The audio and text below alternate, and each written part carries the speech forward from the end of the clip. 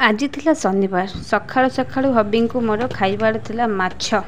सी तो ऑर्डर करदे लेकिन सकाळु तो मोर माछ हबार नहीं जेहेतु शनिवार अच्छी तो से मो कदली रे माछ परी फ्लेवर आने ये मु गोटे कंचा कदली को माछ स्क्वायर काटी लुण हलदी ता सहित टिके लंका गुंड और गरम मसला गुंड बेसन देकी फ्राए करनेली फ्राए कर सारापर ये माछ तरकारी जेहेतु करार अच्छी अदा पियाज रसुण टमाटो को गोटे ग्राइंडिंग करदेली पैन ले गरम कली किसी तेल से देली भुर्चुंग पतर और जीरा देन ग्राइंडिंग कर रखि मोर मसला टी लुण टी हलदी और लंका गुंड देकी किसी फ्लेवर आने देदेली ये सोरिष मसला टी पेस्ट ये गला मसला मोर रेडी जेहेतु माछ तरकारी मुझे बनाऊँगी आलू पड़न से तो हो पारन से टी आलू मुझे आड करदेली